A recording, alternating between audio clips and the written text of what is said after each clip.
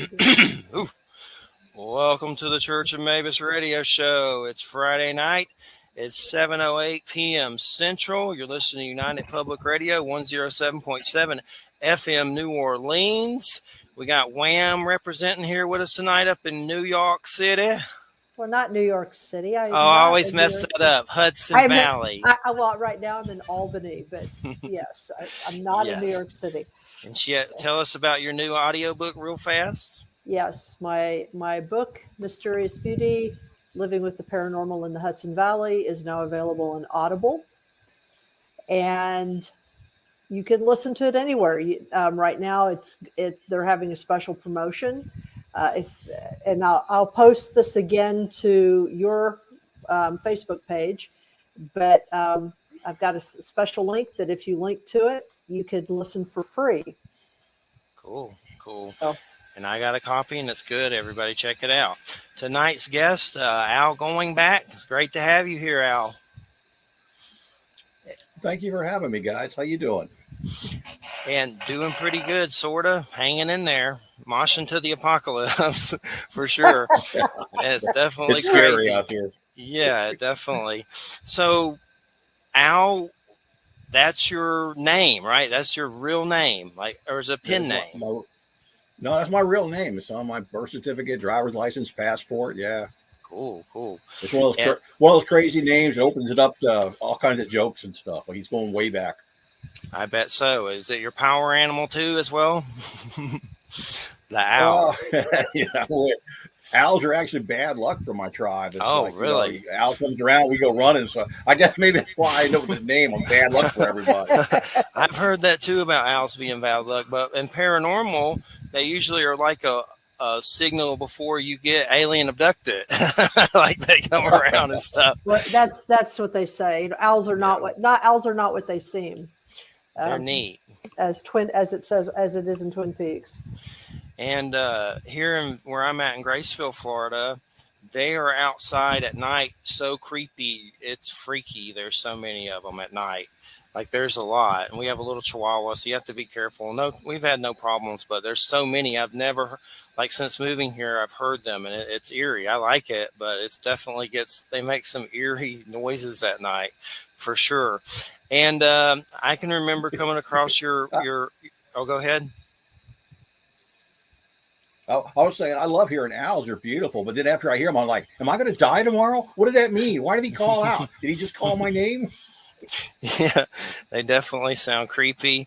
Well, one of the big reasons why I do this show, just to give you the breakdown, because I know you deal with supernatural and you like paranormal and cryptids and things, is when I was younger at 17, I went through testicular cancer and had to go through chemo and lost one in the war. And I'm fine now at 47. But a few years after that, my dad died. So it was a lot of crap at one time. And I started to have a lot of weird experiences with seeing stuff in the sky that was different, that was UFO, or I don't know what some of it was, but it was definitely weird stuff. And even some strange type beings that I've seen. Like I've seen beings of light completely sober leave my house. At Silver Lake in Marianna, Florida, I went outside and turned, and it was like two were in there and had flown out and left. I don't know if they were deceased loved ones, aliens, or angels, or what they were, but somehow that suffering opened my senses, I think. And I also say I've seen them while partying, so I've seen them sober and partying. But just different things have happened, and I started to interview people about these subjects that, there was a time when I was having trouble getting interviews, and I said a prayer, and I saw a strange UFO sighting I call red fireflies, and I screamed, and my brother and nephew, and they saw them. I don't know what they were, but next thing you know, I'm on the phone with Stanton Friedman, nuclear physicist on UFOs. He's passed now. Jim Mars, the dude that did the JFK movie and an alien agenda book. I started interviewing greats. It was kind of like a synchronicity like that. I was like, did aliens help me, get these interviews? I don't know, but it was just weird. So that's when we do the show. Just weird stuff happened to us. So you're in good company for sure. And Wham, she could Very go on good. and on about weird stuff that's happened to her on Yeah. many different levels. But I know I came across your books when I was younger and loved them. And the last one I read was Coyote Rage. How does the paranormal and supernatural fit in with your books? Have you had personal experiences? There's been someone you've been interested in, because I know that's part of a big element of your books. Well, yeah, the paranormal, I was kind of raised in it. I mean, with the native culture, we're firm believers in spirit guides and ghosts and our ancestors coming back. We do medicine ceremonies, we do the sweat lodges, the vision quest. So it was around me the whole time. My aunt was gifted, another term for psychic. And I tried my entire life to prove her wrong. But she was always correct. We wouldn't go to a doctor. We would go to her and ask her, we need this, or what's wrong with this. And just the knowledge that she gave us at a young age stayed with me. She had also she painted these wonderful religious paintings, but she'd be painting them and wouldn't be looking at them. She would have a conversation, cigarette in one hand with a cup of coffee, and you're like, "What's that going to be?" And she'd go, "I don't know. I'm just painting. It's coming through me." So we were raised in that environment, that we would see the weird stuff all the time. So we had a lot of conversations dealing with UFOs, Sasquatch, Bigfoot, and I was in rural Midwest, and we would see stuff that couldn't be explained. So I became a firm believer in things like that at a very early age. I've seen stuff in the sky myself that can't be explained. I was in the Air Force, and we witnessed things. A buddy of mine at Warner Robins, Georgia, he was working on the SAC side at nighttime, and he's walking it down the flight line, and he turns his head, and there's a man walking next to him that came out of nowhere. And he looks down, and the guy's not touching the ground. And about that time, he's terrified, and he doesn't look again. And security police surrounded him. They came up in their vehicle and said, "Where'd the other guy go?" And so they took him in and questioned him for 6 hours. And he has no idea what he saw, but it was on a SAC base where we had nuclear bombers. So there's a lot of strange stuff out there. Awesome. Well, tell us every single thing that you know. well, we've had Captain Air Force was Robert Salas. He's still in the Air Force, and he wrote a book about UFOs coming to his base and shutting down the silos. And this dude's still enlisted, so you would think he had to get permission to do that, I would think, or something. So those stories are always fascinating. And then another guy, John Vasquez, he's passed. There was a Fort Benning weird UFO incident. If you ever get a time to look that up, it gets really weird. He was a friend of mine, and basically all the troops started freaking out, and some kind of alien thing happened. They saw some kind of being. But I wonder, it sounded kind of like, I was wondering, like maybe they were doing LSD or something, like experiments, which that doesn't rule out you're having the experiences, but it's just a lot of weird stuff. Like they were crying for their mothers and weird stuff. But that was a strange story. So those stories are always fascinating when they happen on military bases and stuff like that. Definitely. And so what did they say about some of these experiences in the military? What does the commanding officer say anything about any of it? Well, back then it was like you don't want to really say anything or you saw anything, especially if you're a pilot, because you risked your career. It's not as open as it is now. My mother was at Fort Sill, Oklahoma station in the 50s, and she told a story that they had seen something up in the sky, and the whole base was watching. Everybody's out watching it for like an hour, but the next day nobody would say a word about it. Like they didn't see anything. It was hushed up immediately. So, back then, yeah, you didn't want to risk your career or be sent to the nut house for saying stuff. And I find it amazing that right now we just had NASA say they're studying UFOs and the Pentagon at the same time. So that's almost, admitting something's out there. I've spoke to several astronauts who have said they've seen stuff. Because they get that asked all the time. They said, yeah, but they're not going to risk their careers and say anything. And if you go back to the old NASA tapes when we first went to the moon, there was moments on the tapes where you hear the guy say, "Did you see that?"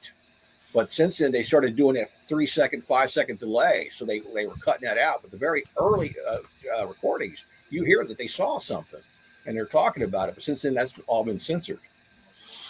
Yeah, it's definitely been crazy with the UFO subject. And I jokingly, I don't really watch any news that much, but if you put Fox News UFOs in right now, you can see all them freak out, and that's a blast to watch. Like just seeing them freak out about UFOs, Fox News, they're already crazy, and now they're UFOs. But and that's one of my favorite UFO documentaries is Dan Aykroyd's. If you can find that on YouTube and watch it, it's really good. It's called Dan Aykroyd, the actor, UFOs Unplugged, and he's basically sitting with David Sarita smoking a cigar or cigarette or something, just talking about UFO stuff. But that's with my experiences. I saw this stuff and then started interviewing people to try to find out about it. But books helped me a lot, and it helped to talk to other people. Like the UFO stuff's one thing, but then when you start to see like beings that look like they're not from around here, that's a lot as well. Like one of my big ones that I tell people, me and a friend Brian in Georgia saw some small hooded beings that seemed thin with like cloaks on, standing around a black box. And we were both like, do you see that? And he's like, yes. Do you see that? We both had to affirm that we saw this at the same time because it was so weird. And then a cat jumped and they vanished. So it's like it helps you to talk to other people about it, especially when the being stuff happens. And I don't think I've been abducted or anything. If I have, I don't remember a damn thing. And they've wiped me clean because I don't remember being thrown on a table or anything. But I've had some weird being stuff for sure. And it's just so it's weird. And then you see like was it Neil deGrasse Tyson, the scientist guy, like he's very intelligent and I like him for the most part, but sometimes he's like, some of them say, well, aliens have never come here, and they say weird stuff, and you're like, man, you don't think they've ever come here ever? That's just ridiculous. They like the John Kill Mothman stuff, they probably live here right under our noses in like an interdimensional realm or something weird on so many different levels, Well, just in the realm of history, I'm always looking for little nuggets in the history. Like, in the newspapers from the 1800s, when they talk about a craft crashing on the ground and then burying the alien in a cemetery. And it's like a matter of fact article. It's not, back then, people didn't make up stuff. They didn't lie. And you even go back farther than that, and I found little nuggets in a tribal oral storytelling. I came across one doing research, and it was in the Hopi legends. And they were talking about one village fighting another, and they went there to attack them on a flying shield. And I'm like, back up here, flying shield. You just described a flying saucer. And it was in their oral storytelling that somebody had written down. So you go back to that, like little people, there's been little people stories in this country for thousands of years. I mean, the Cherokees talk about the little people and having caves up in Franklin County, North Carolina. Here in Florida, there's a police document at Lake Wales of a gnome being caught in the cage. And the police came and got it. And then these other gnomes showed up and started throwing oranges at the house. So the people said, bring it back. And they turned it loose. But this is on documentation for police records. So you go back, you see stuff like that. And there's stuff going on we don't realize. Mankind is pretty much stupid about the bigger world. There's a lot of things we don't understand. We don't realize. Maybe we're not supposed to know everything. That's interesting about the gnome. If you remember a link or the name of that, like I know they call them certain cases, let me know. I would like to look that up. I know there's one. I hung out with Stacy Brown, and he's been on finding Bigfoot and stuff and does Bigfoot stuff. But he came and filmed me for a documentary once, but something happened technical, so they didn't use it. But there was a story about the Ocheezy wild man, and it was kind of a similar story like the gnome story, but something they caught a Bigfoot and put it in a cage, and something happened. But there was some kind of talk that it might have just been like a crazy dude that escaped with hair all over his body, but maybe it was, it was one of those kind of weird stories, but they wanted me to tell that story. So I was like researching it and stuff. So definitely like weird Florida stories. That's for sure. I'll have to check that out. So when it comes to Bigfoot, I think there's something weird paranormal about it. Go ahead. Well, I got this delay here. Sorry. You were talking about Bigfoot. There was a newspaper article in the 1800s along the St. Johns River. They discovered a burial ground of giant skeletons, and they were 8 and 9 feet tall, and they had a double row of teeth. And the guys were playing with the skulls, putting on their heads as helmets. And they wrote it up in the paper. And the Indians live in that area called them the Tall Men, and they knew about these people. These 9-foot giants, were very possibly, it was an encampment of Sasquatch, but there was a burial ground. And unfortunately, even though they wrote about it in the paper, all the skeletons have disappeared, and there's not a single museum that'll admit they have one. I've heard different stories like that for sure. And So what do you think about Bigfoot? Do you think there's a paranormal element? I know there's some people that think it's just physical only. Do you think there's something, some mojo to it? It seems like it to me. There's something that's just different. It, it it's odd that we've never captured one and we've never killed one. And I know scientists who have hunting parties now trying to bag one because they know that's the only evidence anybody's going to believe. But they've got to have something going on. The fact that they can disappear and not be seen. Now, I have had three different individuals that I know tell me they've had personal encounters, and these are all respectable men. One of the gentlemen, when I owned a bar in Georgia, he was a 6'5" redneck, and he told a story about encountering one in Lake Lanier. They were bass fishing, and they heard a noise, and this thing was hanging on the back of the bass boat. It was slapping the motor out of the water. This man broke down and cried like a baby that night. I offered him $200 to take me back out there, and he said, no, there's no way he'd ever go back there. 1 week later, the Macon Telegraph and News came out with an article where there had been hundreds of sightings on the backside of Warner Robins Air Force Base and in that area of Lake Lanier, where hunters have seen not only adults, but young ones too. So it tied in, you had a lot of witnesses. So somebody's seeing some stuff, and there's definitely something out there. Definitely. So can you tell us the name of your bar in Georgia? I'm curious. If that walk in there and see you late at night. No, I'm gonna hide out. I'm trying to block Georgia out of my memory. I opened up a bar across the highway from the main gate of the base, and we had it for 5 years. But that's kind of like, okay, that's a different part. That's where I started writing, actually, because it was so scary on that street. The place is obviously haunted. That street was the only place you could drink for like 50 years when that town was there. But if I give credit to the bar, I got to give credit to the town. I want to avoid that. That's cool. I'm from Georgia, so I understand stories, and I picked up doing writing. I understand about blocking Georgia out. I mean, I don't hate it or anything, but I've had some bad crap happen there. There might be people I owe money to or something. Yeah. But there's a lot of my experiences happen there. I had some pretty damn weird ones there for sure. A lot, and I've had some here, but there was some weird stuff there for sure. And so, what about Coyote and Hairy Man? Is that Cherokee or is that I know there's a folklore tale like that where like Bigfoot's hanging out with Coyote. I forget which tribe it is, though. I'd have to look it up. Coyote's more of the Southwest. Yeah, Coyote, I kind of borrowed him from the Southwest because I really love the idea, him being a shapeshifter. And Coyote, there's a lot of stories with Coyote that are humorous. He's a trickster. At times he's good, and other times he's causing trouble because that's just his nature. And if you know familiar with the real Coyote, they're like that. They're very intelligent, but they're mischievous. We had one at the Greenwood Cemetery where I worked for 8 years as caretaker, and it was amazing. This thing was so smart you couldn't catch it. If you tried to follow it, it would lay down so you couldn't find out where its den was. And it just knew. I mean, it's very intelligent. So I said, well, I've got to do a story with a coyote.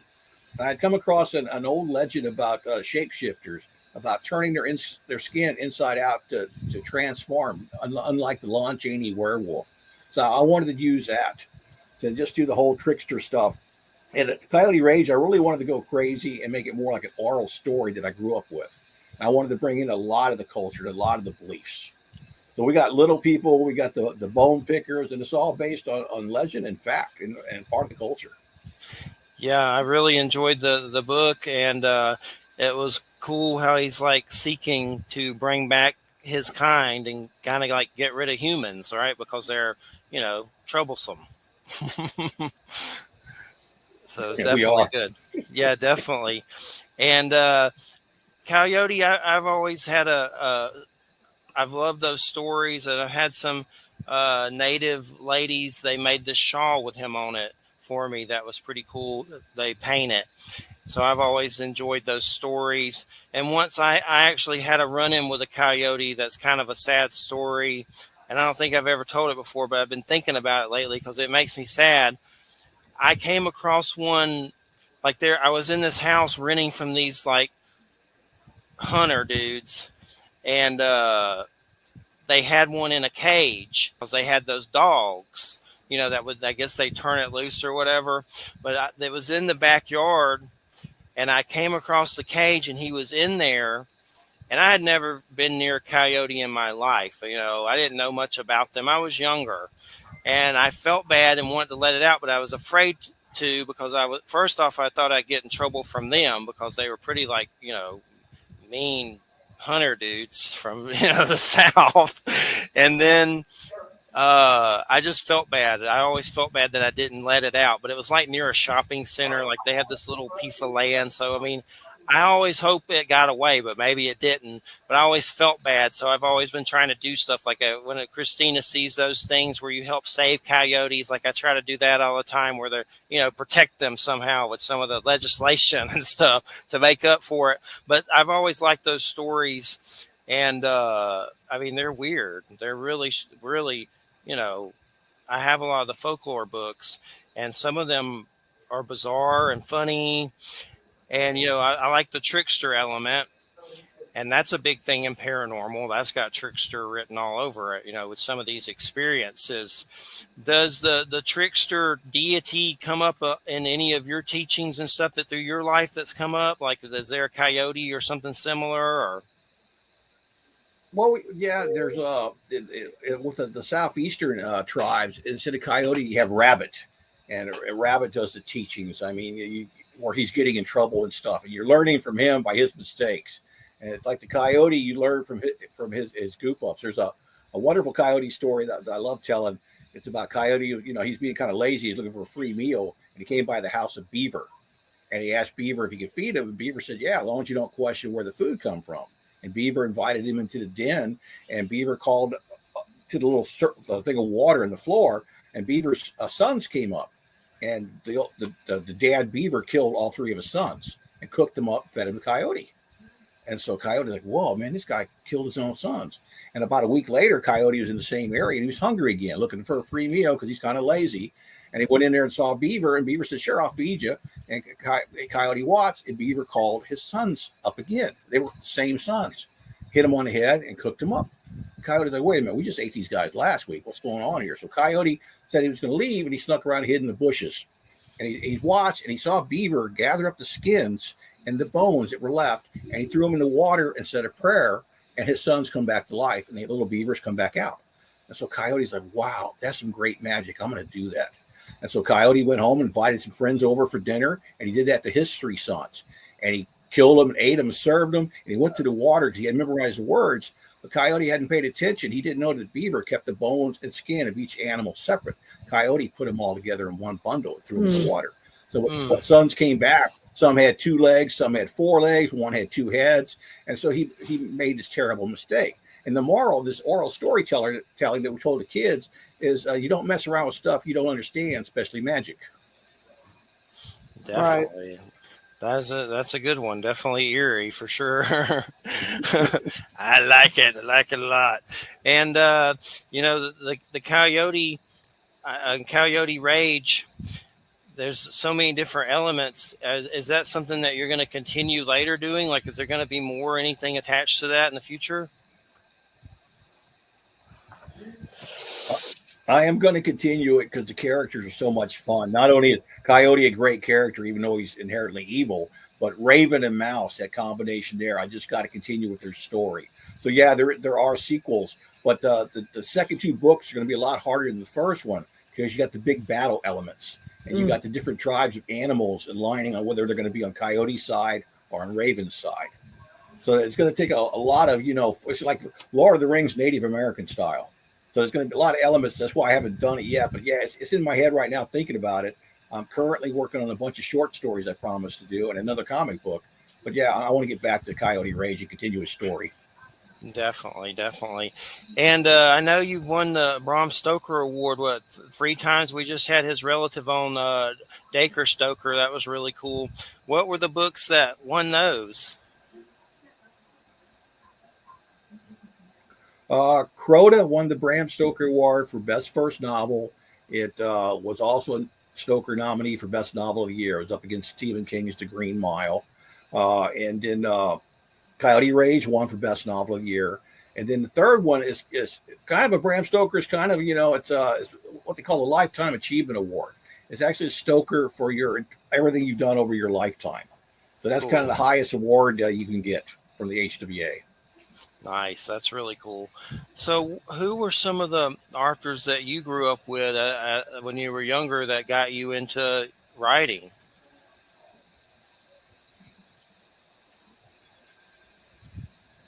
Well, of course, we all, a lot of us started with Edgar Allan Poe. I mean, Poe and Lovecraft. I love Ray Bradbury. I mean, he was an amazing wordsmith. I can never write like him. Also, Andre Norton did a lot of fantasy and science fiction, so I read a lot of her stuff. And Edgar Rice Burroughs, the John Carter Mars series, the Tarzan series, at the Earth Core. I was also hugely influenced by Famous Monsters of Filmland, the magazine. When I was 9 years old, my mother gave me my very first allowance. It was 50 cents, and the closest town we lived to was like 20 miles away. Had a population of 1,200. There was nothing in there, no department stores, but they had a Rexall drugstore and a magazine rack. And I walked in, and there was a magazine covered with images of werewolves. I said, "Oh, I've got to have it." It was 50 cents. That started my lifelong love with monsters and all things scary. Buying that magazine. Cool. And we've had shows about Forrest Ackerman. There was some paranormal documentary about him that some weird ghost stuff happened after he died, and there was like a documentary about it on Sci-Fi or something. We had a show about him, but he's the guy that designed that magazine and everything. And something happened weird where he passed away, and then he was like doing tricks still and they were weird, like weird ink would show up and weird stuff. And it was pretty interesting for sure. And I know that you had known Scott Marlowe and cryptozoology, and he had been on the show in the past, and I know you were friends with him, and he's passed, God rest his soul. And I know you said something about doing like a cryptid panel with him or something like that. You've been into cryptids? Yeah, I did several with him. I did some at Spooky Empire and at their convention, and I also did at Phantasm. I was actually, I think I was the first person to invite Scott to Spooky Empire. He was a wealth of knowledge, and I just wanted to get up there and play 20 questions with him so I could hear some of his stories. But every year we would do the cryptid panel. I'd get Scott, I'd get Mark Muncy from Erie, Florida, and we just get up there and have a blast. I mean, we do an hour panel and didn't want to stop talking. He had some great stories. So yeah, it was a pleasure. I mean, Scott Marlowe is a great guy. I mean, I miss him. His presence is going to be missed in the conventions because we learned so much from the man. Yes, he sent me some of his books, and he signed them and everything, and we had him on. And there's been a lot of greats from the fields. Another guy, Scott Martis, he passed. This dude would get in his boat and hunt down sea monsters. He's been on the show. But yeah, I remember Scott. I've had Scott on and on the show, and I believe I written interviewed him before, and he sent me some of his books. But definitely, do you remember any of the cryptids? Were they in Florida specifically, or just everywhere? Well, his Sasquatch sightings, his Bigfoot sightings, I asked him the last time I talked to him, I said, "Well, where exactly did you see this?" I mean, Ocala National Forest? He said, "No." He said, "I saw it right there where Winter Park, Florida exists, right along in that area, Castleberry. It was where 436 is." He said, "Back in the day, that was all forested, all, before Disney, there wasn't anything there." So he saw the creature there.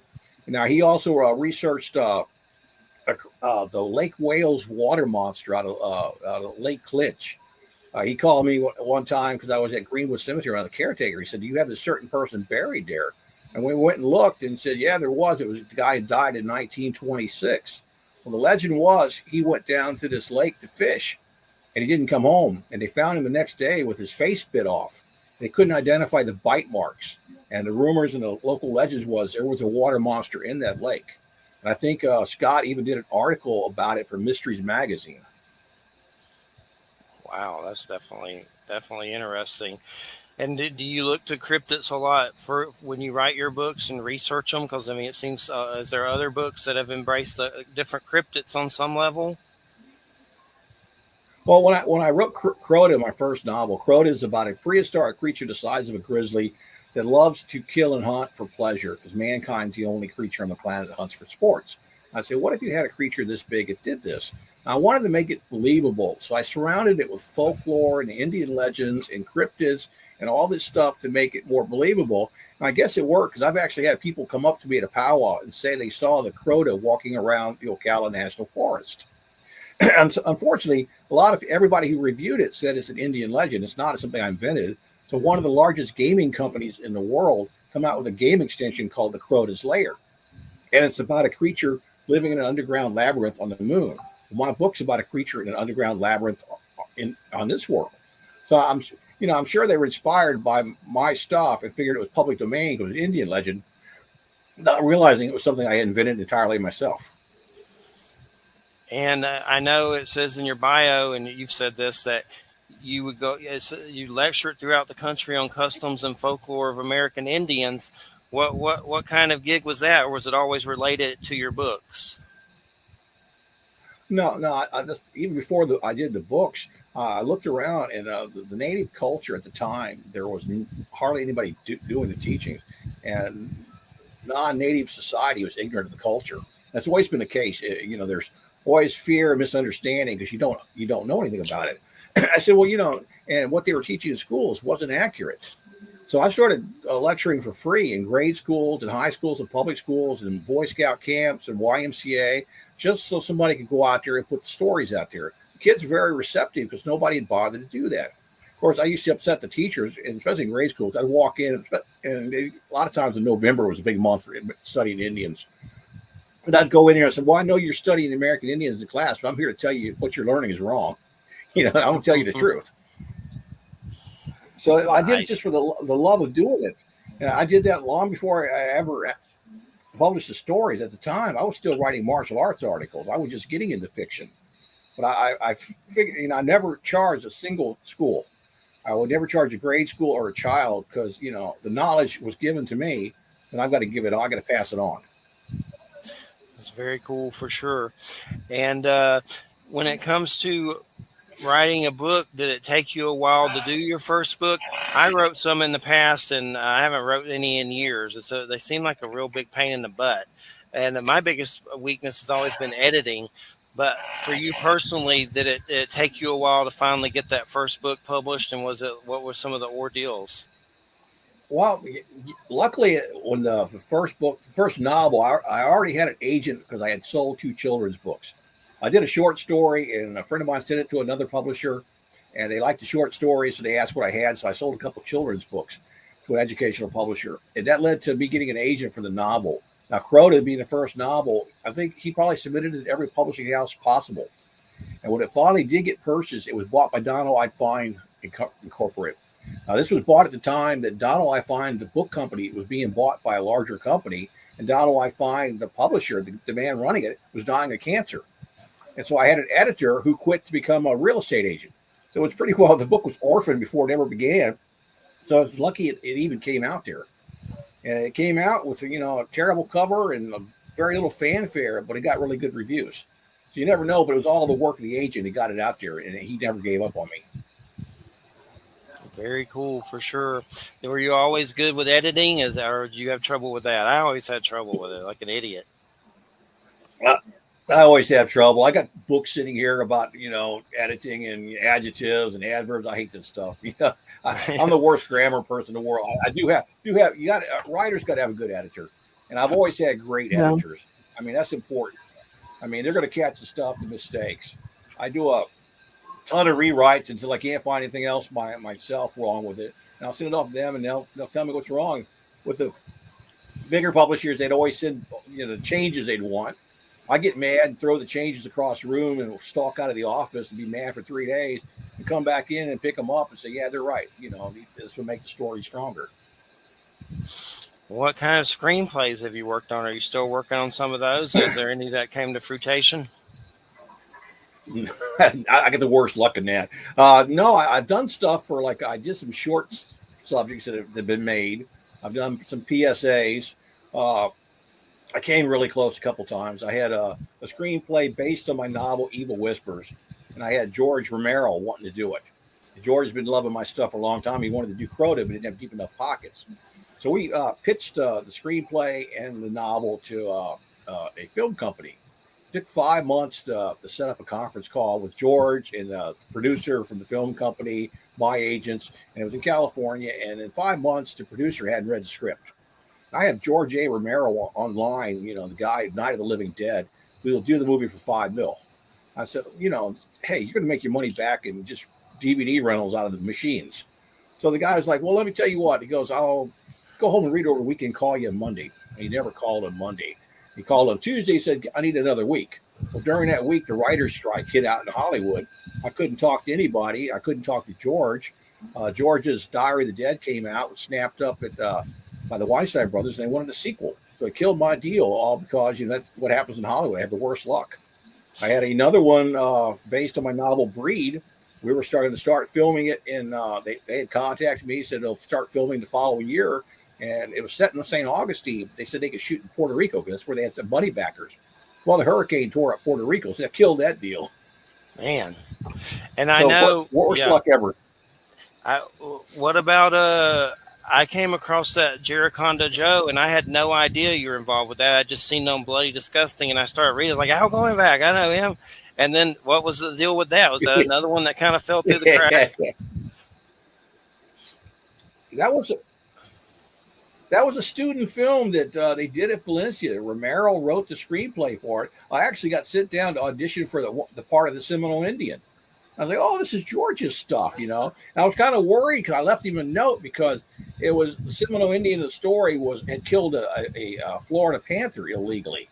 And this is right about the time that James Billy had just gotten in trouble for killing a Florida panther. I'm like, George, you might want to change this a little bit. You don't want the chief of the Miccosukis coming after you. He's got money. I mean, but yeah, it was like it was kind of neat to audition for it. And then we didn't see it for years. We just saw it recently online, see the part of it. But they never finished it. It was part student film, but George wanted to expand it out, and it never happened. What did you think of it? I was like, this is cool, but I wanted more and felt a little, I liked it, but a little disappointed. I was like, where's Bigfoot? I mean, I saw the video, the student thing.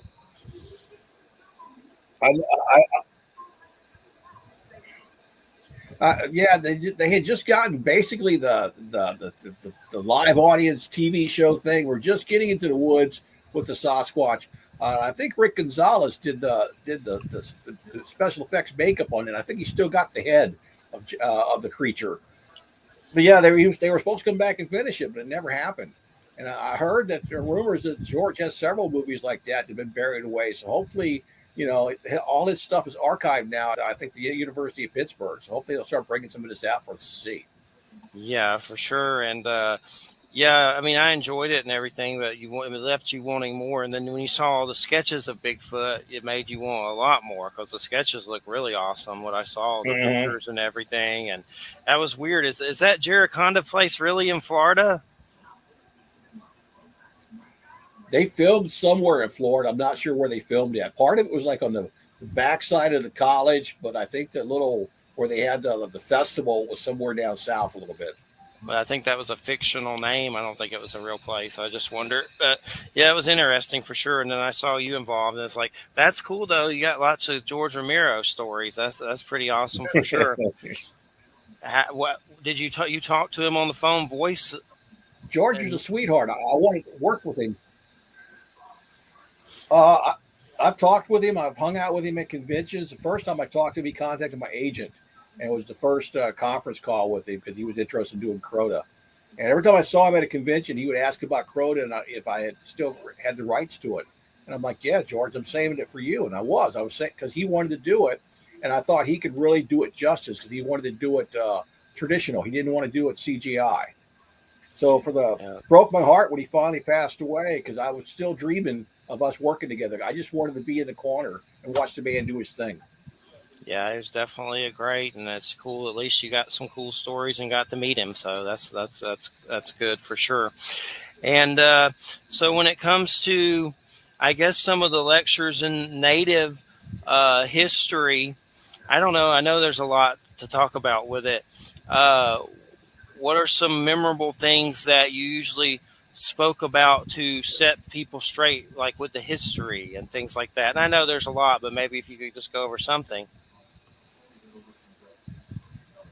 Well, what some of the things I criticize is the artwork done in children's books or school books. They're never accurate, never picked a tribe. There was always the stereotypical Plains Indian with the teepee, and we're talking about the Pilgrims landing. I'm like, no, they didn't have teepees.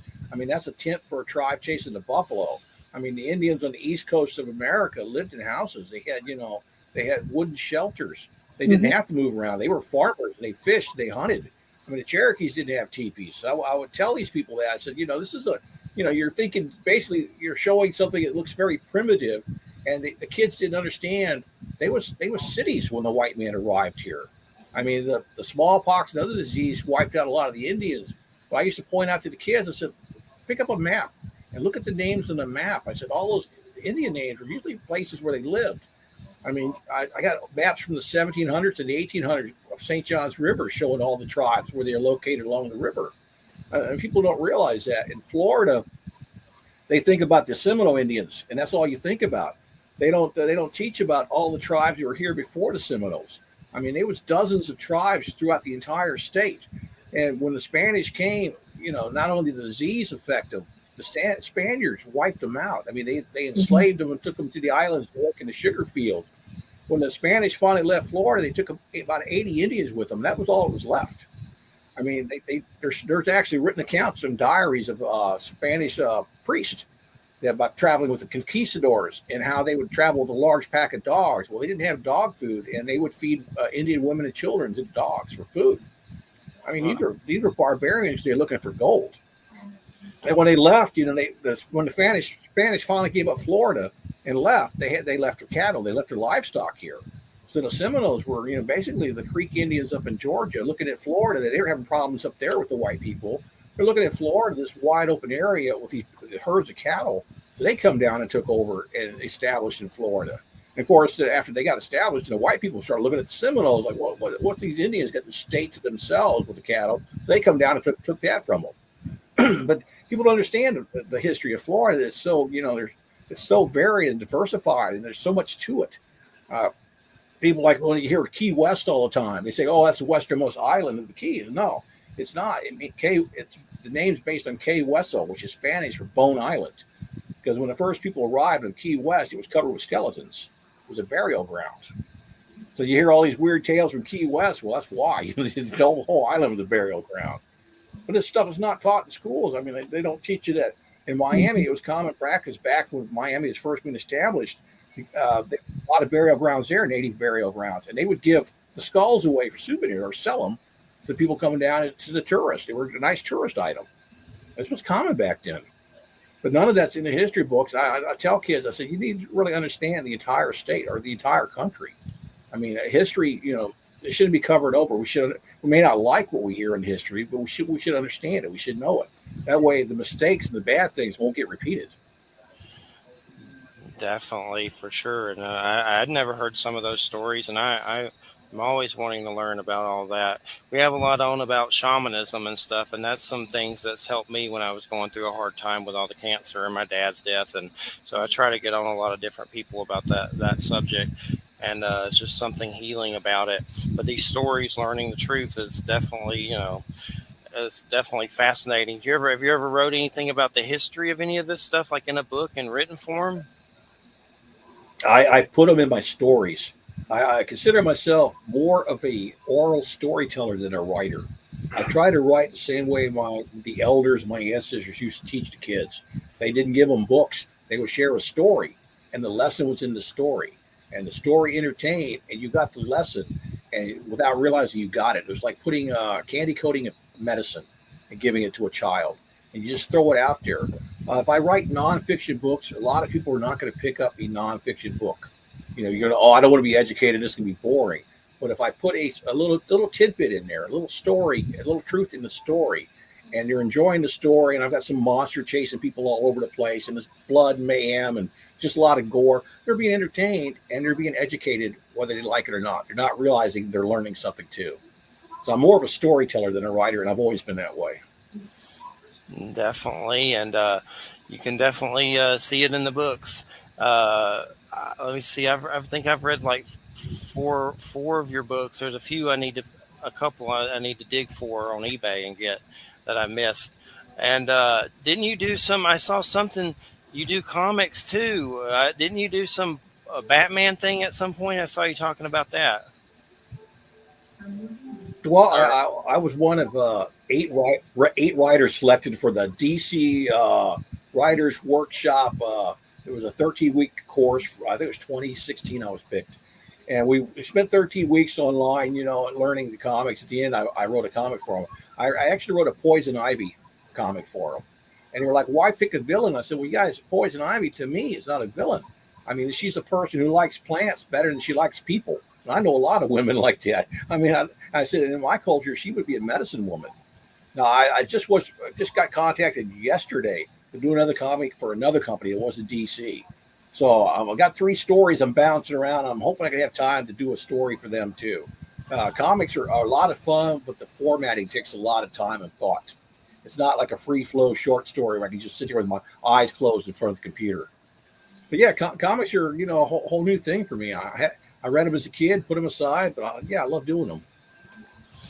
cool. And do you is there particular titles that you read in comics that you keep up with? Not so much. I like the scary stuff. I was never a superhero kind of guy because they just to me they were I believed in Bigfoot and werewolves and Dracula, but I never believed in superheroes for some reason as a kid. They just had too many powers. But I love the scary comics. I grew up on the Weird War and the Werewolf by Night, Tomb of Dracula, Living Mummy. So any kind of those like the old EC type comics, Vampirella, Creepy Eerie. I love the scary comics. There's one I know, Stephen Graham Jones. I've only read one book of his, Only Good Indians, and it was pretty good. I enjoyed it. But there's a comic he has coming up, and you might want to look into it. I don't think it's out yet, but it's called Earth Divers.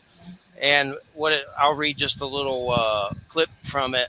Earth Divers unites 4 indigenous survivors in an apocalyptic near future as they embark on a bloody one-way mission to save the world by traveling back in time to kill Christopher Columbus and prevent the creation of America. So that sounds pretty cool. It's called Nice. Earth Divers. I'll send you the link. It does. I was like, I got to check that out. That's pretty trippy for sure. And so you've done the Poison Ivy comic, but there's some other ones. Can you mention anything else that you're doing, or is that you can't mention it yet? Can't talk about them till they're out. Yeah. Yeah, I don't want to. I'm very superstitious. I don't like to talk about a project until I've been paid and it's published. Otherwise, when you talk about it, it never happens. Yes, I understand. So when it comes to, I know I shared a picture of you that you were at a powwow. Do you usually get out and dress up and do the ceremonies and stuff?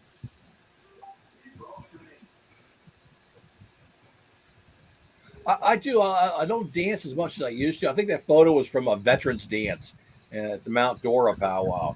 Now my sons do the full regalia. They made their own stuff. They're beautiful. They're fancy dancers. They still got the energy. I'm getting old. I'll do one dance at a powwow now and call it a day. But yeah, I do dress up, not as much as I used to back when I was 30, because I've been doing this a long time. Yeah, I tried to use some of your other pictures, but it kept scalping you, and I was like, size. So that one finally worked. I was like, I'll use that one. Like, like Yeah. that WordPress. It's like it's terrible if you don't do the right size. It's a mess. But I like that one a lot.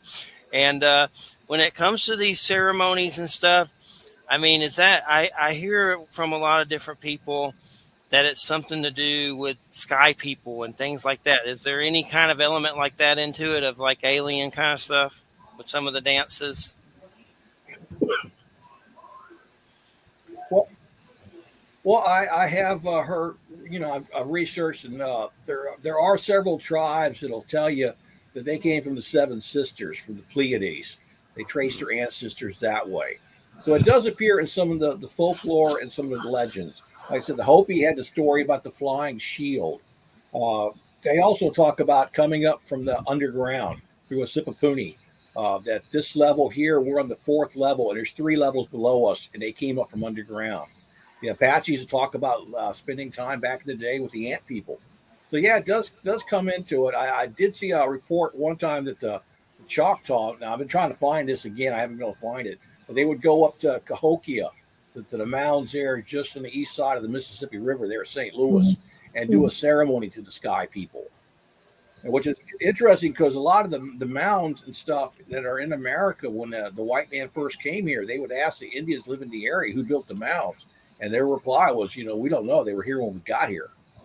And so it has that whole tie-in a little bit.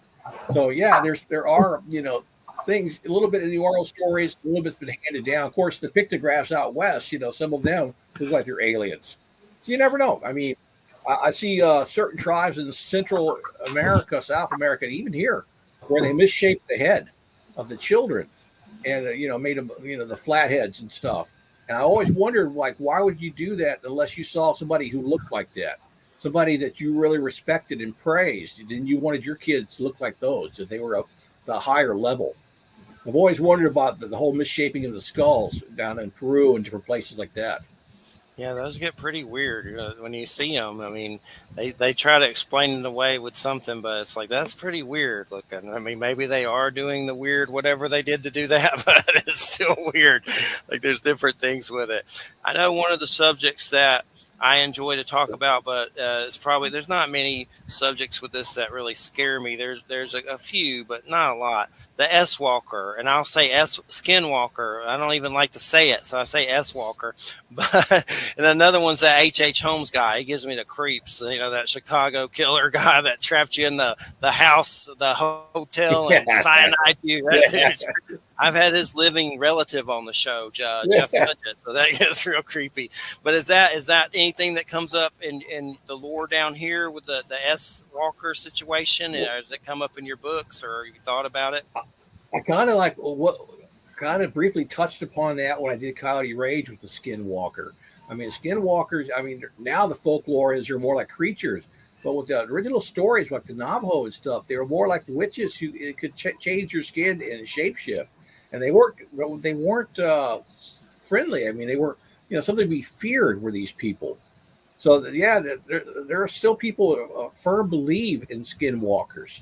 I mean, they're as far as I know, they might exist. I don't know. I've never seen one. I haven't not seen one. I mean, I'm not going to doubt when so many people are very serious about telling me these things.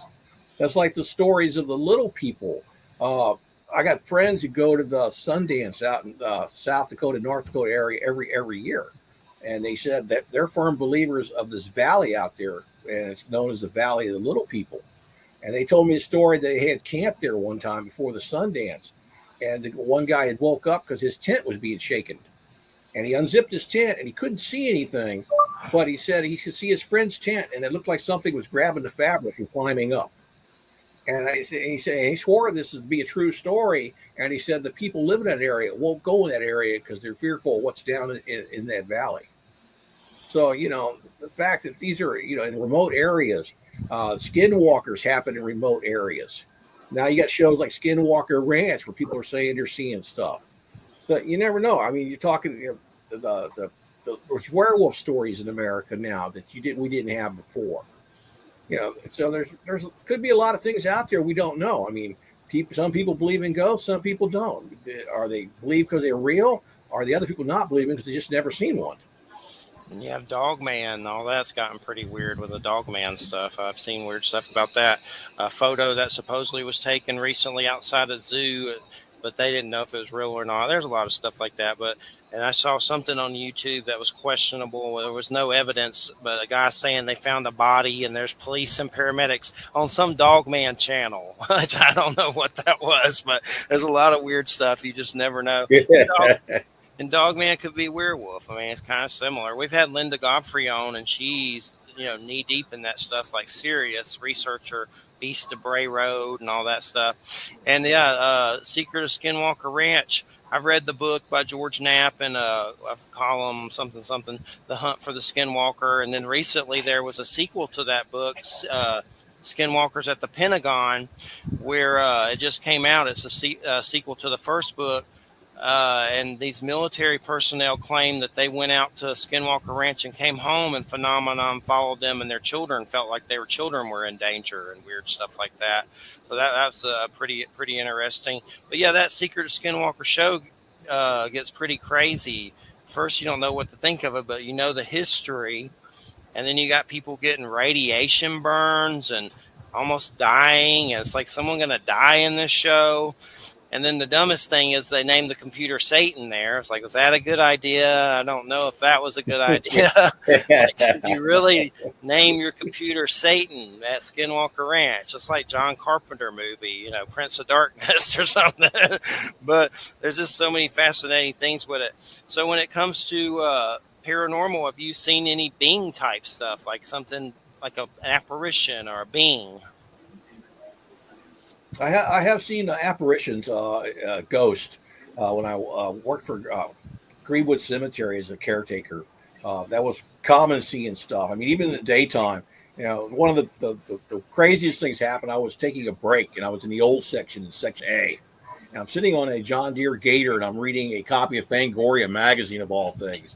And I look up and I see this man walking straight towards me, and he is really angry. And he's like, I just jumped, this guy's coming right at me, and he disappears right in front of me. I'm like, okay, I didn't think I was parked on the grave, but I'm going to move this cart just to be sure. But yeah, you see stuff like that at Greenwood, probably the most haunted spot in the Orlando area. The cemetery was originally opened in 1880. The city of Orlando took it over in 1890. And when they made it the official city cemetery, they closed all the other burial grounds in the city. They moved the bodies there. But there's not headstones for the bodies they moved. They're all unmarked. So you've got that. You've got people who were lynched during the Ocoee riots are buried there. You got people who died in Sunland Mental Institution are buried there, but only the children have markers, the adults don't. You got all this crazy energy at the place, and you got people coming out here stirring it up all the time. But yeah, I have seen several times, and I had a lot of experiences up in St. Augustine. My book, Breed, is set in St. Augustine. And I basically wrote the books. I went up to St. Augustine one night, and I was messing around. I was at the Talamato Cemetery, which is the old Catholic cemetery. And it's built on the site where an Indian village was, where the village of Saloy was. And I went to the backside where nobody goes. And I stuck a 35 millimeter camera into the fence and took a couple pictures. Well, when I developed this picture, there's a green beam of light coming down, hitting this above ground crypt, a small crypt. And there's no reason for the light because they had no lights in the cemetery at the time. And standing in this beam of light is a woman. You can see her, but you can see through her. She's facing the crypt, but her eyes are looking right at me. And her face looks like a corpse. You can see her and you see through her, and she's holding what looks like flowers in her hand. And she looks very upset that I'm taking her picture. So I was kind of blown away, and I had never heard any stories of St. Augustine, so I started researching it. And people said, yeah, the story is they call her the bride. And she died a week before her wedding. And they buried her in a bridal costume, and she's been seen by quite a few people. But I started researching for Breed and the stories, and I have sat down with the former chief of police, with city officials, and with a lot of high-ranking people in St. Augustine, and they all have ghost stories. And they're all very much believers in the spirit world and ghosts of St. Augustine. I'm not sure where that music came from. I heard something. It sounded like a Britney Spears or something. I don't know. No, it was Yeah, it I was know. it was my friend's ringtone. Oh, okay. I was just like, what the hell is that? Wham's up there with a lot of It's tribes. aliens. I know. Wham's up there with a lot of tribes. What tribes you are up there? Well, Yeah. the nations that I have been connecting with are the Haudenosaunee, mostly Seneca and Mohawk, and and the Munsee Esopus of the Hudson Valley. I guess they're more broadly called Lenape. A lot of them don't refer to themselves as Lenape because they see Lenape as a language family, a part of the Algonquin language family, and it's too general. But at least the people that I know, and some Mohicans. I have a Mohican elder who is a pretty good friend of mine, and some Abenaki that are further north, and then one of my teachers is Micmac. So it's more northeast, up into Canada, and they have a lot of stories that are similar in some ways to what Al has been talking about, although they're also different in some other ways. They do have stories of the mounds, actually, and stories of where the mounds came from. And they insist that the specific mounds, like the mound complexes in the Hudson Valley specifically, and some of those in Virginia, if you go down into the mid-Atlantic states, that they know precisely who made those, and they did, in different waves of people. But that doesn't count all the other mounds in all other places, obviously. I mean, if you look at Gregory Little's Encyclopedia of Mounds in North America, I don't know, there were like 66,000 sites or something at one point, so, and all different types, so it just, yeah. I mean, the Muncie in the Hudson Valley, the mid Hudson Valley, at least I think on the eastern side of the river, but but certainly on the western side of the river, like on Overlook Mountain, which is the mountain that's right, sort of the backdrop of Woodstock, the actual town of Woodstock. Some of those structures are actually pretty recent, and they were some of the petroforms were made right before contact with white people, which would have been in the early 17th century, early 1600s. So, so the people that have survived there, that are still there, they have a pretty good sense of what they were for. They don't always, they don't always share the lore with white folks, because white folks haven't been very good to them. So, you know what I mean? It's like, this is secret stuff in a way. But, there are certainly a lot of stories that would lend themselves to, storytelling on a wider basis. There's a book that's called Iroquois Supernatural, which is a collection of stories, scary stories. I've interviewed them. But yeah, but scary story. I think that they were up. I think I was with you, and Okay, I think cool. we did the show It's together. a good one for sure. Yeah, and it's got a lot of scary stories in it. So a lot of monsters, but these are stories that have been agreed upon, that they can be shared, sort of generally, and they're not stories that a lot of people know, but they're stories about, the flying heads, and the good and bad little people, and curses, and water manitous, and horned serpents. There's a lot of horned serpent stuff, and then further north, they don't really talk about the Wendigo. The Haudenosaunee don't, because they have different beings that they talk about. But certainly, if you go up further into, Micmac country, Penobscot country, up, into Maine and into Canada, up into where the Cree are, and then into the west to the Ojibwe, they'll start talking about the Wendigo or the Chenu, as the Micmac refer to them, I should say, that spirit. Because it's understood as being more of a spirit than a being. I think that we get our sense of it being a being from that famous story that was written by Algernon Blackwood, or whatever his name is, that you can get. That's him. Yeah, and he's the one that sort of created that image, and he did use indigenous lore for that, but he also kind of gave the impression that a Wendigo is always like an embodied being. And if you read the Cree stories about Wendigo, Wendigo can be far more elusive than that. Wendigo can be a spirit, it can be a mood, it can be a trend, it can be something that strangely possesses a person or an animal or a place at a certain point, and then moves around. It's almost like this weird it's like a pathogen almost. And there's a wonderful collection of Wendigo stories from the Cree that's called, the collection is called Where the Chill Comes From. That's the name of the book. And you get to see all the different ways in which the Cree talk about Wendigo. And it's actually, the way they talk about Wendigo is creepier than the story Algernon talked about. I mean, I got a copy of that book. It's not easy to get. I got a copy of it, and I read about half the stories. I just had to put the book down because it was just kind of like, oh God, I feel like I sort of know what this is. I know what this feels like.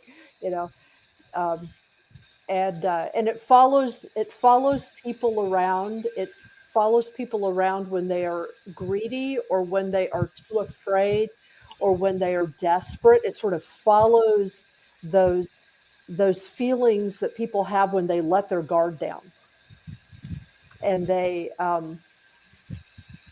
It's what. creepy. Yeah, it is. It's very creepy. Clarice turns you into Hannibal Lecter. Well, sort of, yeah, sort of. But I think it's also a way of just expressing, some of the realities that people who live very close to the land and sometimes in very harsh circumstances, how they learn how to live together and sort of cope with things that are physically and psychologically difficult from time to time, and having these relationships with the natural world.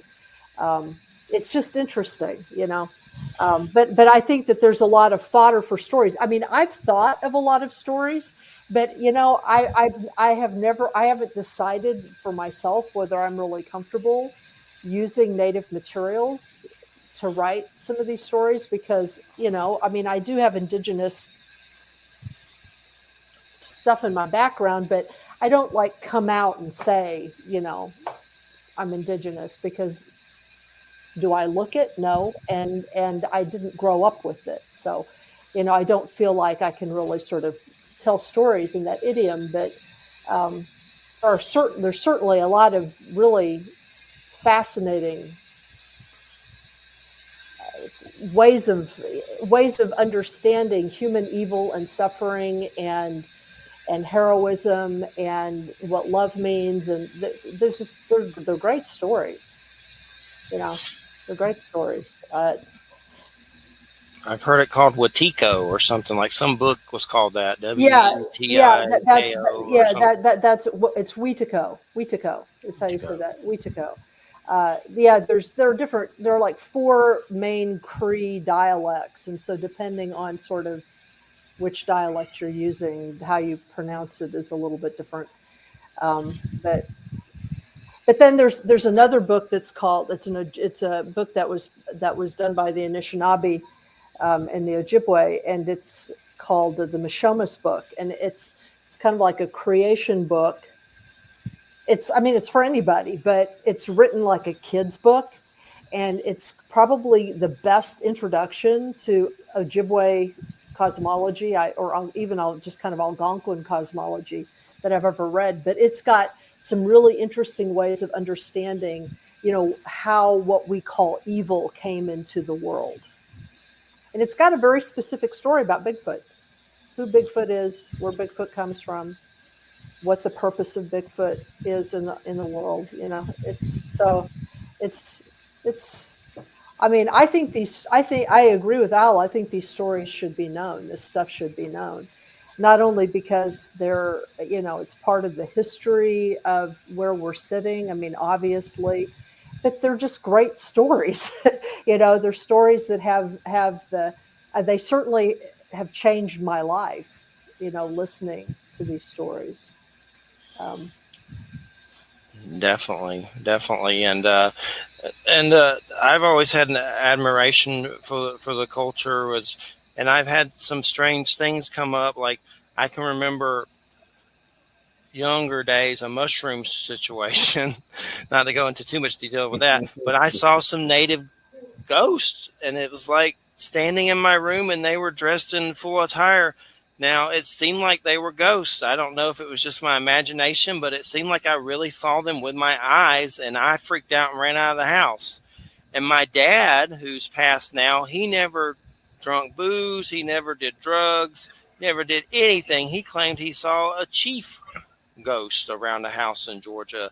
And so I know there's some Cherokee stuff, but like I said, the DNA stuff's so weird. I did see a picture of my great grandmother, and she was like, "Wow, she looks like, for sure."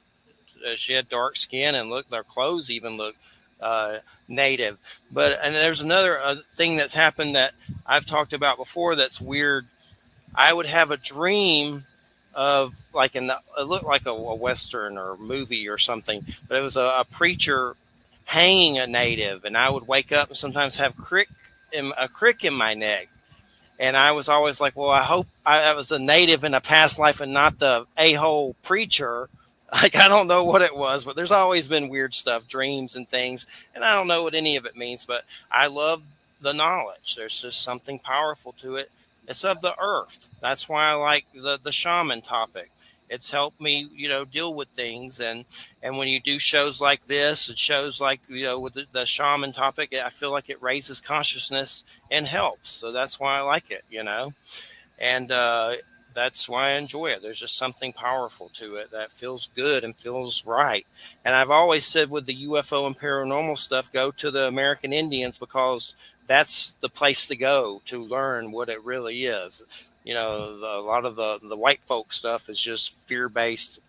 Some of the stuff is scary, but a lot of it's just fear based crazy. And maybe there's some truth to some of it, but there's crazy stuff in UFOs with the white folks, like David Jacobs, who's been in trouble doing hypnotizing people and doing weird stuff to them that he shouldn't, assault and stuff like that. But I've always said, when it comes to the paranormal, definitely the American Indians is the place to go, and I found comfort in that to deal with my experiences, because God knows I've probably gone nuts and have PTSD from some of the weird stuff I've seen. And just recently, me and Christina were living at this house. She's a nurse, and we were taking care of her grandmother who transitioned now. We're doing hospice stuff, and a lot of stuff happened in that house. A glass blew up. That was really weird. I'd never seen anything like that. A crystal glass. We had something hit the bed late at night, and I got up with a flashlight looking around. I thought something fell off a shelf. Nothing fell off a shelf. Something hit our bed. Like, that was not normal. I don't know. It woke us up. We were about to go to sleep. It hit the bed, and we were like, ugh. And I got up with a flashlight thinking something fell. Nothing fell. There was no pets in there. And it was after her grandmother passed. I don't know if it was her grandmother. But one of the weirdest experiences there, I've had experiences with the sun where a lot of times the sun annoys me, but I don't try to say mean stuff about it because I don't want to upset it. but I can go let the white light fuel my body from like being at a window or outside. And I've had experiences in a gym where I saw like a pink orb over everybody. And another experience, I had never seen a gray alien in my life, but I saw this gray. I went outside, let that white light fuel me, went into the house, and I saw like a gray being in the grandmother's room, and it was astral. It wasn't physical like us. It was almost like, is that from a sunspot, or is that really like a being? But it kind of peeked out and looked at me. And then Christina late at night saw one standing over the bed over me. It looked like a gray that was kind of insect looking. And we've always wondered if it was like, draining us or something parasitical or something, but I don't know what it was. But there's been a lot of weird experiences. But like I said, the native culture to me is the place to go where you can learn about it and learn truths about it. And it's not so toxic as, white folk ufology. But so I guess what are some other? Oh, go ahead, Al. Well, with the native culture, the one thing I've noticed, if you go to powwow, you're sitting talking to native people. If somebody tells you, "Well, I just saw my grandmother's spirit last night," nobody laughs at them, because it's so ingrained and believed amongst the native people that we believe that the spirit world is closer than you think. It's not some far off place you go to. That the spirits and our loved ones are still here with us. They're watching over us. They're helping out. You mentioned seeing stuff in Georgia. Well, I wouldn't be a bit surprised about that, and I wouldn't doubt you. But Georgia, being the home of the Cherokee for so long, and them being their ties to that land and being drug off from their homes and sit on the Trail of Tears. So yeah, I imagine Georgia's got some very powerful spots and a lot of spirits there still. because that's their ancestral home. It's been there for a long time. I mean, they didn't want to leave that. So yeah, if I'm going to see, I can just see up, especially up in the mountains of Georgia, places there that are still considered sacred, where ceremonies have been done. There's a lot of energy in Georgia. I mean, Oh yeah. the fact that all these people were forced out and a fourth of the population died on the Trail of Tears. I mean, yeah, that's a lot of energy, and that connects a lot of stuff to the land. I mean, that's both good energy and bad energy going on. So yeah, that's pretty powerful. Right. Definitely. And I remember, like for 4-H, we went to Rock Eagle, something like that. It was like a mound in Georgia called Rock Eagle, I believe. I'd like to go to some more mounds. I have that Gregory Little book, which is like a cool encyclopedia of Native American mounds. I have it right here in Earthworks, which is pretty cool. It's kind of like a phone book for all those things. Yeah, But it's a good one. So when it comes to Native secrets, you got any more? I got to be careful about what I share, what I put in books. I mean, when I did like certain ceremonies in Crota, I made sure that I didn't put anything that hadn't already been in print somewhere else. Right. I didn't want to get in trouble with the tribal elders, but I still made this old medicine man very nervous. I touched about stuff, and I was like, well, it's been in print. It's already been out there, or James Mooney talked about this in the 1800s. I said, so I didn't want to get in trouble, give away tribal secrets. And I changed enough that nobody could say, okay, you described the pipe ceremony. Let me go out in the woods and do this word for word. No, I'm not going to do that. But yeah, I made a few people nervous, but I always double checked on things like that about giving away secrets. Right. I might hint at them. I might put some stuff that's general knowledge. But yeah, I'm not going to have anybody where they can open it up as a textbook and do ceremonies. Right. Well, what I think is interesting about James Mooney is that you occasionally do run into some really intense stuff. I remember he's got this one, I can't remember which one of his books it's in. I remember when I read it, my eyes kind of popped out. But it's like a prayer. He actually recorded word for word a prayer that someone gave him or that he heard, that was a prayer that was said to summon a horned, uktana, a horned serpent, as a protection or a revenge against the priesthood of one of these mound cities. And it's really clear that it's in there. It's a curse. And I remember when I read it, I was like, "Oh," it was like, "Boy, I'm glad a lot of people that are reading this don't know how to do this," because Anyway, yeah, you do have to be careful with stuff like that. That's part of the reason why, when I tell stories, like I do tell some stories, some Native stories, in my book, Mysterious Beauty, because I'm talking about the Hudson Valley and sort of like the layers of paranormal narrative and experience. And so the first human layer, obviously, is the indigenous layer. But I don't tell anything that either hasn't been published or I haven't been given permission to tell. And I'm very clear about that, so. I know I came across that Thunderbird and Horned Serpent story, and there was a identical almost one in the India type lore that's very Garuda and something else. And that's a pretty weird story of like reptilians being underground and thunderbirds hunting them and being enemies.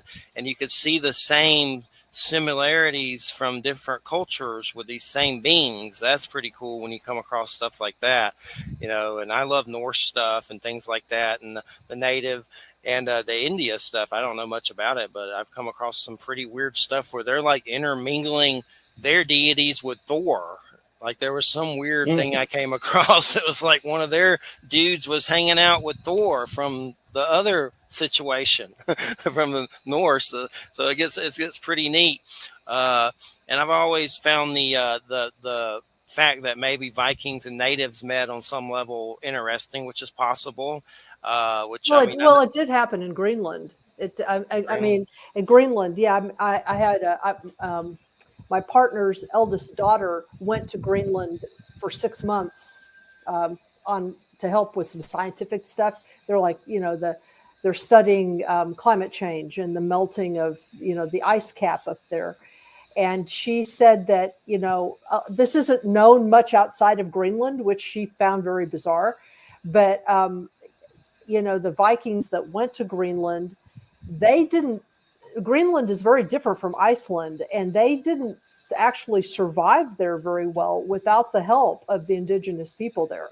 The indigenous people taught them how to do stuff, because their cattle would die. They couldn't plant crops. I mean, it just wasn't the same.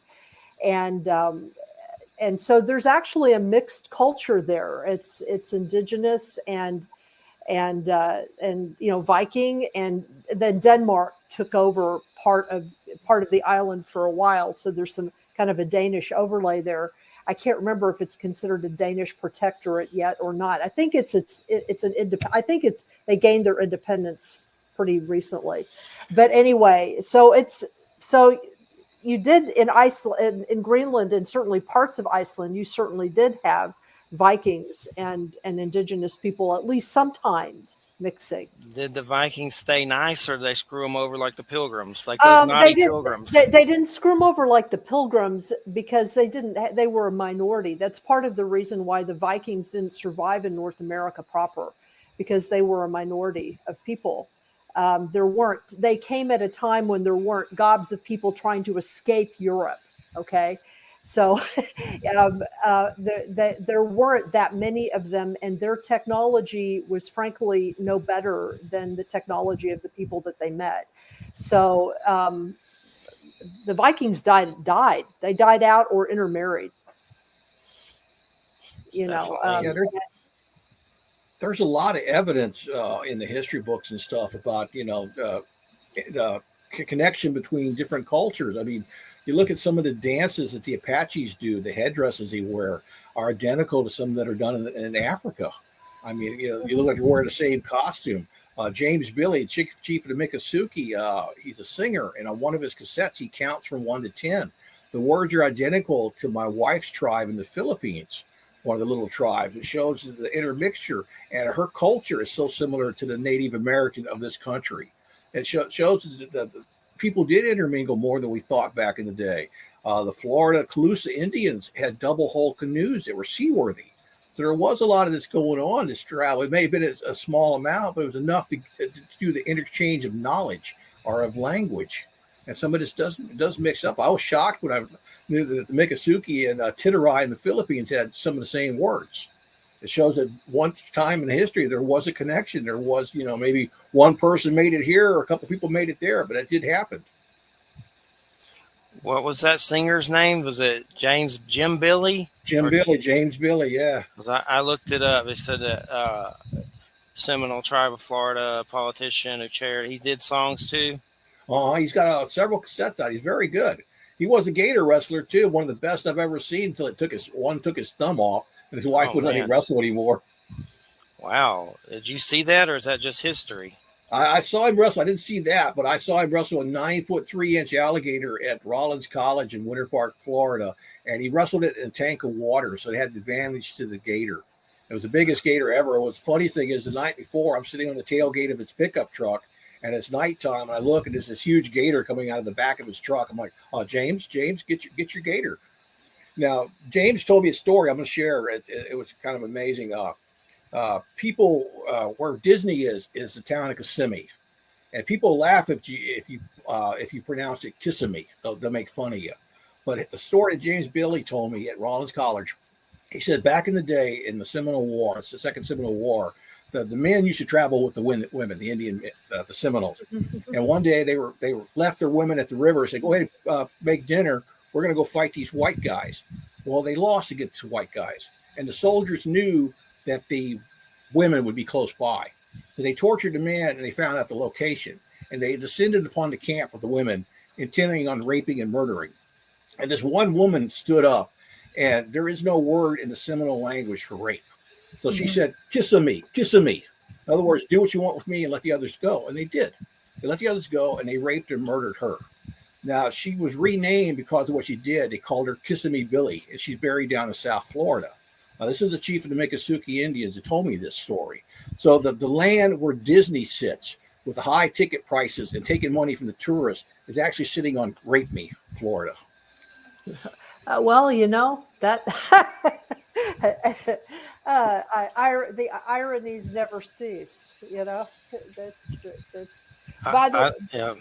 by the way, the just so Al, I sent Jeffrey the link to where you can get where the chill came from. It's called Where the Chill Came From: Cree Wendigo Tales and Okay. Journeys.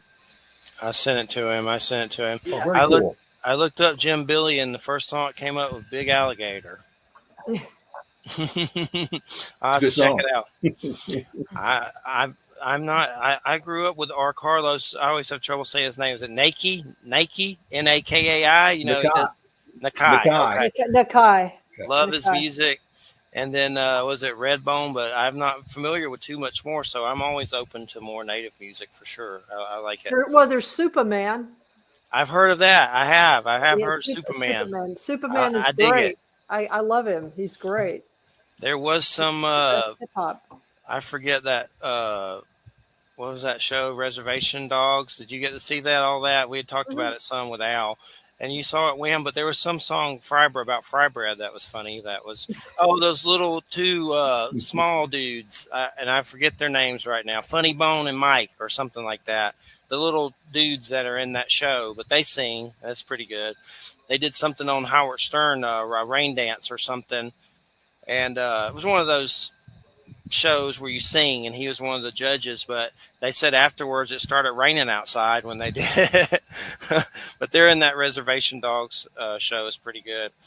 It's by the New Zealand guy that did What We Do in the Shadows, and that pirate show that was just on HBO Max. Our Flag Means Death. I don't know if they're bringing that back, but I know.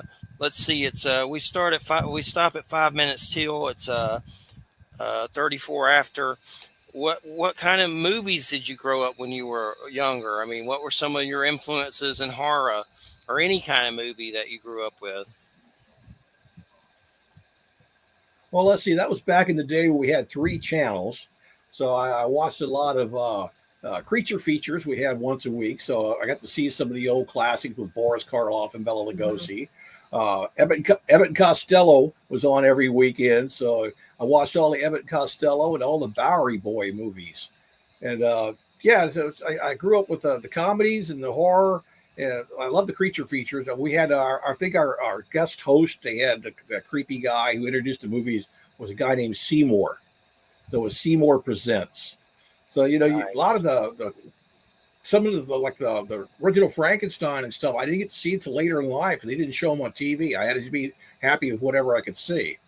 So I remember like a Saturday morning, you started with a Ebbett Costello movie and the Bowery Boy movies, and you moved into a creature feature with often had Godzilla or something. So that's the kind I was raised on. And then in the afternoon, every day after school, you come home and get off the bus and you run in and watch Dark Shadows, the TV series. Yeah. Wham's seen every one of those. I've seen a lot of, but not. I've seen a little bit. But What of Dark Shadows? Yeah, Yes, I have watched every single episode of Dark Shadows. It's like 1,000. It's like 1,243. I have them, but it's been I've just been watching these like greatest hits with Barnabas. That's just like on a DVD or something. Yeah, that was pretty interesting. I have to confess that having watched all of the episodes, that I was relieved when it was finally over. I mean, there are parts, there are like parts of the overall plot where it's really good, and really interesting, and certainly some of the characters are good, but it goes through the entire series goes through like 3 or 4 phases, where they've got the big overarching plot lines, and the very last one they just didn't do a very good job with. And then apparently what ended up happening at the very end is that they found out that they were going to be canceled. And so they had like literally 6 weeks to wrap up all of their storylines as best they could.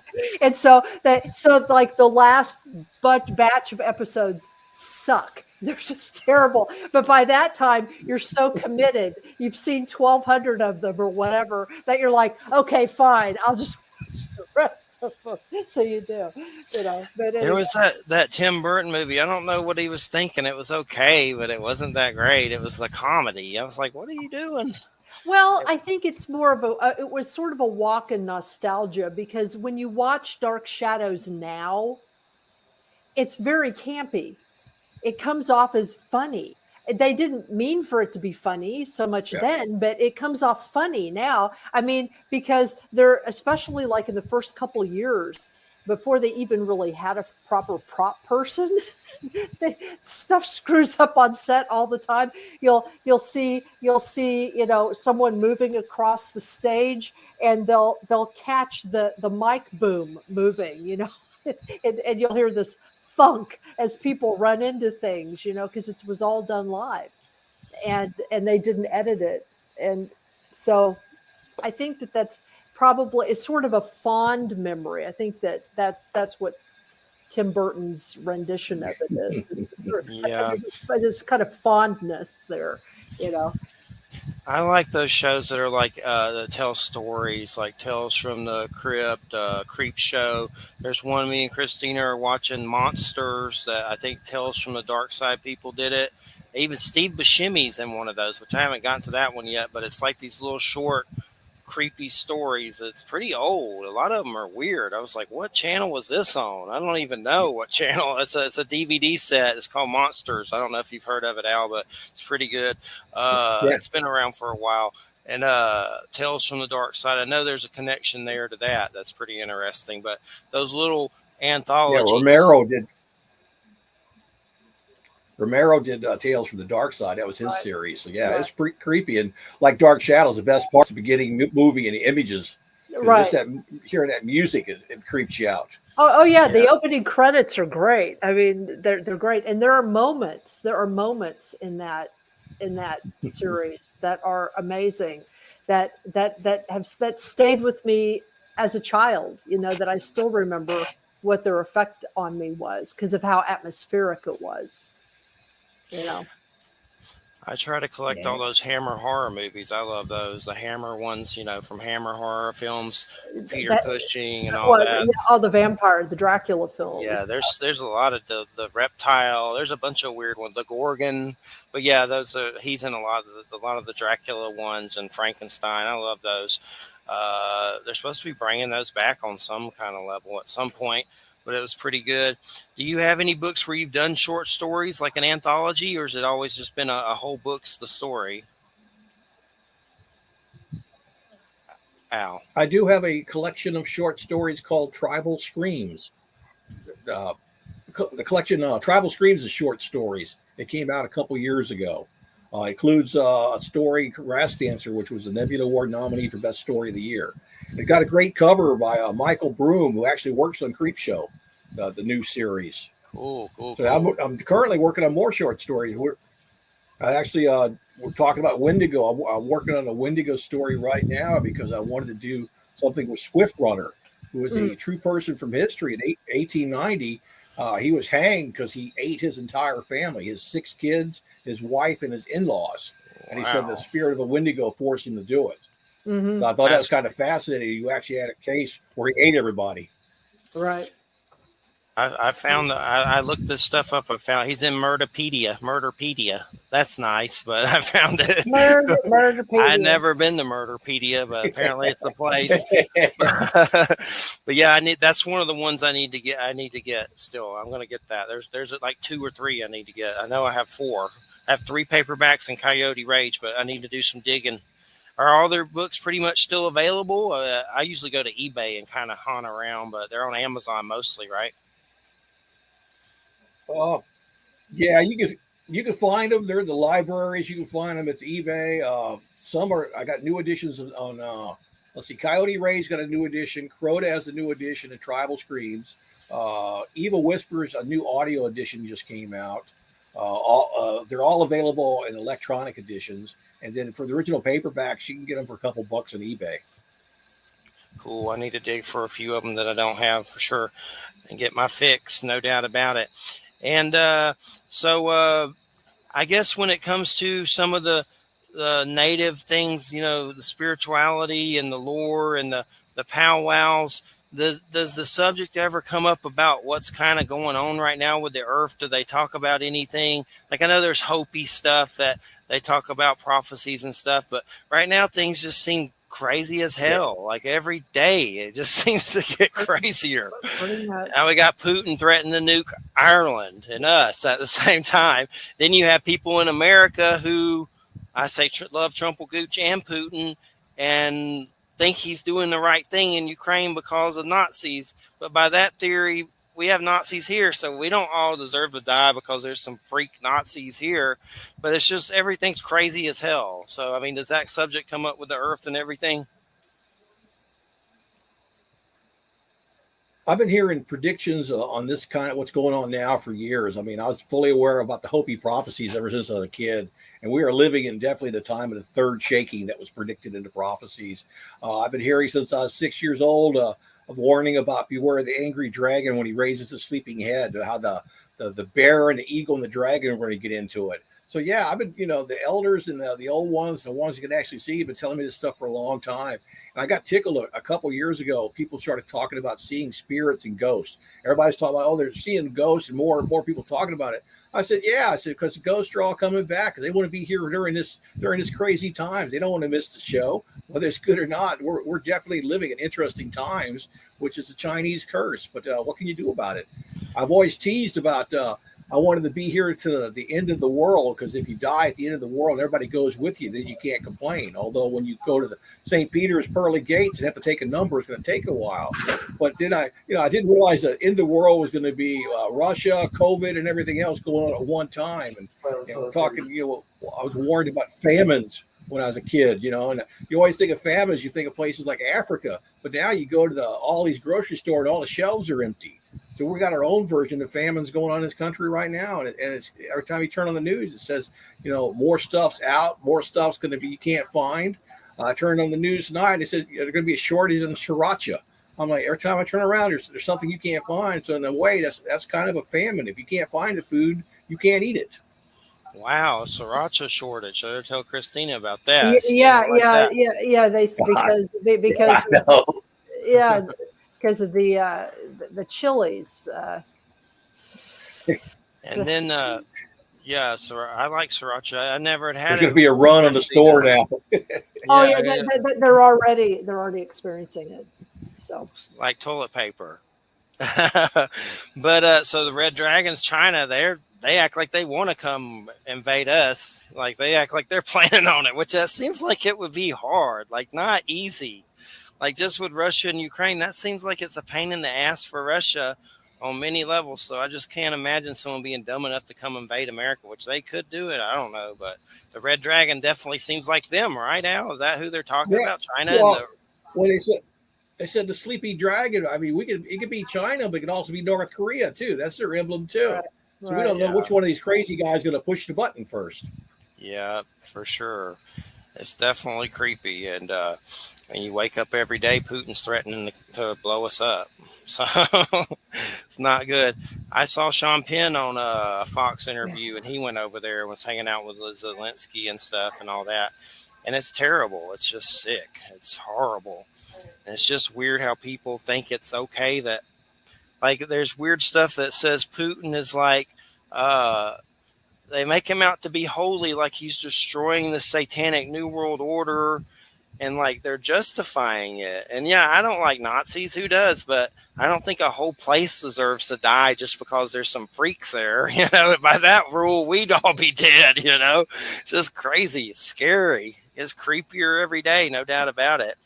I remember one story, that Iroquois Supernatural. If you can remember, Al, look up that book. I've had them on. That's a great book. It's called Iroquois Supernatural. But in it, I remember one of the dudes saying that they would have that corn harvest festival and the little people would come up and they'd trade stuff with them. I was like, really? I believe it's possible. But back then I was younger, I was like, what? Sounds like some Wizard of Oz stuff. But they were good. There's some great stories in there for sure. I know there's truth to that stuff because, I saw 3 little skinny Jawas in the woods or something. I don't know what the hell they were, but I saw them. And at the time, I'd been reading the Celtic Otherworld book about fairies, and so maybe I kind of brought it on. I don't know. So I know there's truth to it, but some of the stories you hear, like, it's hard to believe at first, but once you've seen it, or and been immersed in it, you're more open minded to it and everything. And there was some weird story going around. J.C. Johnson, this cryptozoologist, he's dead now. Man, so many people croak, but he got pneumonia. But there was a story about people seeing some kind of, what is it called, that winged dinosaur above a reservation. What's the one, the winged one? Pterodactyl. Yeah, yeah. And having sightings. It's almost like some of these places have portals above them. That's kind of what Skinwalker Ranch seems like there's a portal or something weird above it, or something crazy like that, for sure. What are there reservations near you? I mean, what tribes are near you, and are there reservations near you? Just no, because I'm in Central Florida. I'm in the Orlando area. I mean, the closest one would be the Seminoles down in South Florida, or they got where the casinos are, the Hard Rock and stuff. That's about the closest. But you mentioned about the pterodactyls and stuff. I had a friend of mine's out there on the res in South Dakota, and we were talking about things like that, and the stories of Walking Man, and which is the suicide god, and these different creatures. And his reply to me was, and he's an elder, he says, sometimes doors are opened and they never get closed again. And that was his answer to some of the stuff going on. I asked him about it because, there's some weird stuff going on. He said, yeah, sometimes people open doors by accident and they don't get them closed again. It allows stuff through. So we never know. Maybe, there are things walking around, or we're letting stuff into this, world. Maybe it's stuff we're messing around with we shouldn't be messing around with. Well, or like the aliens have been telling contactees, for decades, or like David Lynch talks about it in Twin Peaks, Return to Twin Peaks, that are messing around with nuclear energy and tearing up the very fabric of atoms themselves. I mean, who knows that that can open doors too. One thing I wanted to, what was the walking? What you saw, the suicide god, walking tall? Out of Walking Sam, out on Pine Ridge, there's been a rash of teenage suicides, and these kids are saying that there's this creature, and they call him Walking Sam, and that he's a suicide god, is luring these kids into committing suicide. And somebody was saying he's approaching them through social media using the technology. There was a case where a group of kids were planning on doing a mass suicide, and they were stopped at the last minute. But these people believe it. I mean, the Lakota people on the reservation, the elders, are trying to get help. They've had meetings, council meetings, and they're saying they've actually seen this person out there, seen this being. I don't even say person. We don't know what it is. We're very tall, and sometimes they're wearing like a top hat. It sounds like Slender Man. It's a Slender Man. Yeah. Almost resembles Slender Man. Yeah, very similar. But these kids are actually committing suicide and they're leaving notes, and people finding out that this is what convinced them, got into their head to do it. Mm-hmm. So there's a very real concern happening out on the reservations there. A lot's been written about it. So I was asked about it. They're like, yeah, about doorways being opening. So did we let something in? It's taking a toll on the youth of the reservation. Yep, and it's like with these crazy school shootings and stuff, like something feeds off of that stuff. I saw Matthew McConaughey speak on which is pretty compelling about that. It was really sad to hear all the stories about that, but you always have to wonder if something parasitical feeds off that stuff, which I'm sure it does on some kind of crazy level. But we got about 4 minutes. Al, it's been amazing. It's definitely one of my favorite interviews. I definitely love it and love your work, and it's great to have you here. What is your website? Well, let's give out your website. Website's really easy. It's just www.algoingback.com. It's not fancy because I'm not smart enough to have a really pretty website. It's very simple. But it has the books and the stories listed there. I'm on Facebook and I'm on Twitter, so I'm fairly easy to find. And the best place is Amazon to look for your books, or is there any other places that people can get them? Everywhere. Amazon, I think they're at Barnes and Noble, bookstores, library if you don't want to spend the money, eBay if you want to do it for cheap. I mean, they're out there. Used bookstores. I got new editions coming out, and I got some of the older ones that are available. You can find them just about everywhere. Definitely, and I always enjoy your Halloween posts. I love Halloween myself. Got Halloween coming up. I'd love to go to that Universal Horrors thing that happens in Florida. I've never been to it, but maybe one year. But yeah, I always look forward to your posts and look forward to your books. Thanks so much. It's been a great show. Thanks for being Well, on. thank you for having me, guys. I appreciate it. Yeah, thanks. And definitely keep us in the loop on future projects, and I'll help promote any way I can. And thanks so much, everybody. You're listening to United Public Radio 107.7 FM New Orleans. Everybody have a great weekend. And I just watched Obi-Wan, the new show on Disney. It's good, but there's some things about it. They're kind of, the last episode was kind of but the Darth Vader, James Earl Jones voice is nice to hear again for sure. All right, everybody. Have a great weekend. Thanks, Al. I've really loved it. Thanks so much. Good to meet you. Thank you, guys. Take care. Nice meeting you. Yeah. I'll send you the archive. You too now. Bye-bye. Right. Good night. Bye-bye. Very cool. Thank you.